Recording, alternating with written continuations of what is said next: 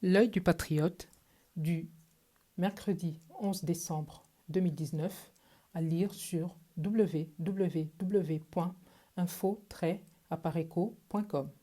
Alerte. Attention, attention. Les faux maïmaï répondent à l'appel de Félix Tshisekedi et Paul Kagame. Le mercredi 4 décembre dernier, la presse congolaise avait fait grand écho de la création depuis le 29 novembre 2019 d'une nouvelle plateforme des groupes armés dans l'est de la République démocratique du Congo. Cette coalition comptait, disait-on, 6 puissants groupes armés du Nord et Sud Kivu, du Maniema ainsi que de la Tchopo. La même presse précisait que ces groupes avaient décidé de se coaliser pour donner naissance à un front commun dénommé Réseau des patriotes résistants congolais, en sigle RPRC. Il s'agit des 6 groupes ci-après. 1. Ndouma Defense of Congo Rénové, de Chimirai Mwisha Guido, qui opère à Walikale, Masisi, Rutshuru et Lubero, au Nord Kivu, à Lubutu au Maniema et Bafouassende dans la Tchopo. 2. Maïmaï Kifuafua, de Delphin Baenda, qui opère au Nord et Sud Kivu. 3. Maïmaï Simba, UPLD, de Luc Yabili, qui opère dans la Tchopo. 4. Maïmaï Mazembe, UPDI, de Kitete Bouchou, qui opère à Lubero, au Nord Kivu. 5. Maïmaï MAC, de Mbura Matondi, qui opère à Walikale. Et 6. Maïmaï Rai Mutomboki, de Shebi Bazungu, qui opère à Walikale et Maniema. Les chefs de ces différents groupes précités affirment tous poursuivre un objectif commun, à savoir combattre les ADF et les FDLR. C'est pour atteindre cet objectif, a déclaré Désiré Ngabo Kisuba, le porte-parole de Ndouma Defense of Congo Rénové, qu'ils s'étaient réunis au village Bukambiroa dans le groupement d'Ikobo à Walikale et ils y ont signé un accord, a-t-il souligné. Les circonstances de la création de cette plateforme militaire, ainsi que la précipitation de ses membres à répondre rapidement à l'appel de Félix Tshisekedi à déposer les armes, ces deux faits ont suscité la curiosité et provoqué la méfiance des instances dirigeantes de la PARECO qui ont ordonné une enquête immédiate pour savoir ce que cachait cet événement. Car la création de cette plateforme laissait paraître des signes probants qu'elle était dictée par des enjeux secrets, en l'occurrence des négociations en perspective à Kinshasa pour l'instauration d'une nouvelle transition politique. Les faits nous ont effectivement donné raison, car les premiers actes posés par cette fameuse plateforme ont conforté nos présomptions. En effet, les 6 groupes armés ont déclaré, dès la création de leur nouvelle plateforme, qu'ils déposaient les armes pour négocier avec le gouvernement central suite à l'appel du président Félix Tshisekedi. Avait-il besoin de créer une plateforme pour déposer les armes? D'habitude, on crée une coalition militaire pour renforcer plutôt le combat. Un deuxième fait qui a suscité notre méfiance, c'est la précipitation avec laquelle les 6 groupes ont constitué un cahier de charges à soumettre au gouvernement congolais. Et parmi les points inscrits, leur principale revendication est, tenez-vous bien, l'intégration de leurs éléments armés au sein des FARDC. Ces deux faits ont poussé la hiérarchie de la PARECO à approfondir l'enquête sur le terrain pour connaître plus en détail l'identité des principaux acteurs et animateurs des 6 groupes coalisés. Les informations et témoignages recueillis auprès des différents réseaux des vrais patriotes congolais qui se battent sur le terrain pour stopper l'invasion rwandaise ont été très édifiants. En effet, les 6 groupes armés coalisés au sein de la plateforme dénommée Réseau des patriotes résistants congolais RPRC en sigle, sont tous, sans exception, des groupes créés, armés, équipés et manipulés conjointement par Joseph Kabila à partir de Kinshasa et Paul Kagame à partir de Kigali.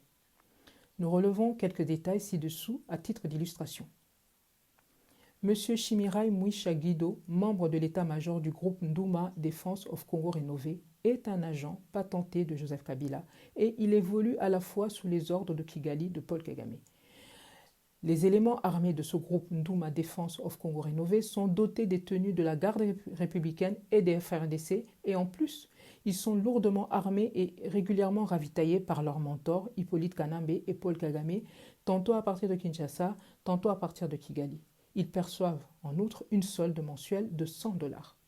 Cette milice avait été alliée au CNDP de Bosco Tanganda et elle affronte régulièrement sa faction dissidente, le NDC rénové. M.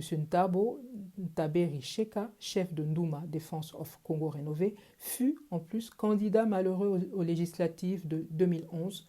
Il avait soutenu la candidature de Joseph Kabila à la présidentielle. Le groupe Raya Mutomboki, en swahili Peuple en colère, est quant à elle une milice formée en 2005 en territoire de Chabunda dans le sud Kivu. Ces dissidents avaient bénéficié du soutien du M23 dans le territoire de Massissi dans le sud Kivu. Tous les témoignages recueillis ont confirmé que les 6 groupes armés et milices locaux sont constitués de militaires rwandais. Ceux-ci n'ont pas l'intention de combattre le régime d'occupation en RDC qui les soutient totalement.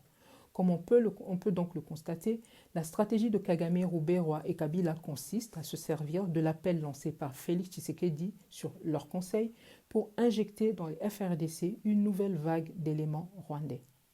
Les derniers massacres à Beni, qui ont fait plus de 100 victimes en moins d'un mois, n'auraient pas eu lieu s'il n'y avait pas eu les troupes rwandaises issues de la milice Ngomino de Roubaix-Roy et Maurice Nyarugabo, intégrées dans les FRDC et mutées à Beni.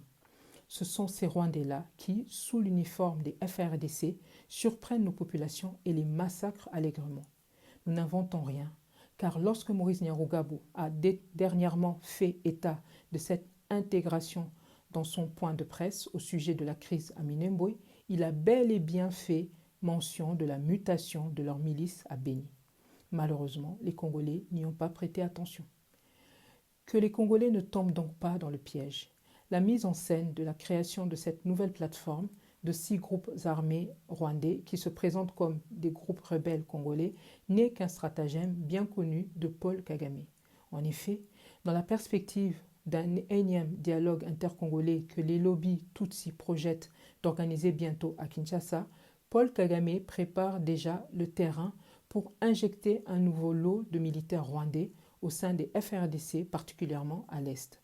L'armée congolaise, on le sait, est victime de cette stratégie depuis 20 ans. Le Rwanda crée chaque fois le chaos en RDC pour organiser ensuite des prétendus dialogues qui aboutissent toujours au renforcement de l'invasion tutsi-rwandaise dans nos institutions et au sein de notre armée nationale. Ceux des Congolais qui croyaient naïvement que la nomination de Félix Tshisekedi à la tête du pays par Joseph Kabila, avec le quitus de Paul Kagame, allait nous apporter un début de solution, doivent réaliser que dorénavant, le lobby Tutsi a plutôt plus de latitude et de marge de manœuvre pour accélérer et parachever le processus d'occupation et de balkanisation de la RDC. C'est maintenant avec l'accord officiel d'un président congolais que Kagame fait entrer allègrement les troupes rwandaises sur le territoire congolais sous le fallacieux prétexte d'une coopération militaire entre la RDC et le Rwanda. C'est maintenant, avec l'accord de Félix Tshisekedi, que les éléments rwandais seront versés officiellement et donc légalement au sein des FRDC sous le prétexte de la réconciliation entre les Congolais. Le peuple congolais n'a plus qu'une solution. Stopper la coalition diabolique FCC-Cash et n'accepter aucune compromission de ces politiciens de la prétendue opposition qui voudront nous ramener dans le cercle vicieux des négociations politiques qui permettront une fois de plus à l'ennemi de parachever son plan de destruction du Grand Congo. Paris, le 11 décembre 2019, Candide Okeke, L'œil du patriote, à lire sur www.info-apareco.com.